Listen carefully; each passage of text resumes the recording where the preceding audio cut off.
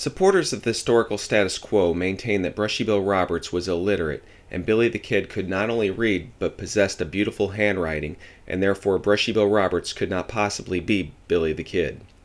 As evidence in support of their claim, they cite a collection of letters purported to have been written by Billy the Kid to New Mexico Governor Lew Wallace, a letter to attorney Edgar Capeless, and a bill of sale to Henry Hoyt.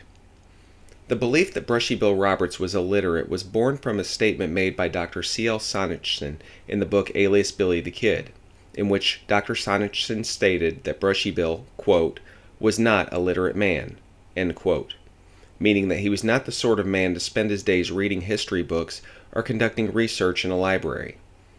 The principal supporting evidence in regard to Roberts' literacy is his series of loose-leaf notebooks in which he recorded his life story. It was these notebooks that served as the primary source to Roberts' claim as set forth in Alias Billy the Kid. Despite the fact that the notebooks are cited as the primary source for various statements made by Roberts throughout the book, various supporters of the historical status quo insist that Roberts was illiterate, which is not true. In addition to his notebooks, Brushy Bill Roberts wrote poems about cowboy life and penned numerous letters. As far as the documents purported to contain the handwriting of Billy the Kid, no one knows what letters, if any, contain the true handwriting of the kid. Throughout the years, numerous handwriting tests have been conducted on the purported writings of Billy the Kid. Included in these tests were all of the purported letters to Lew Wallace, the letter to Edgar Capeless, and the bill of sale to Henry Hoyt. All of the examinations concluded that all of the documents were written by different people, and therefore all of them could not have come from the hand of Billy the Kid. Furthermore, it is known that Billy only received a few months of education during his lifetime.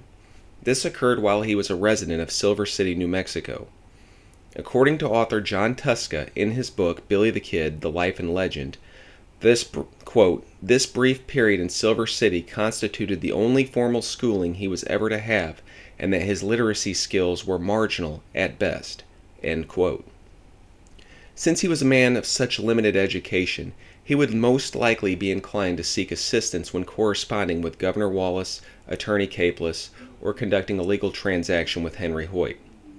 The handwriting analysis which conducted the purported writings of Billy the Kid were written by multiple individuals, were derived from sources that were approved and sponsored by supporters of the historical status quo. Yet, despite this fact, these same supporters continue to mislead readers and researchers into believing that the hand of Billy the Kid wrote them all.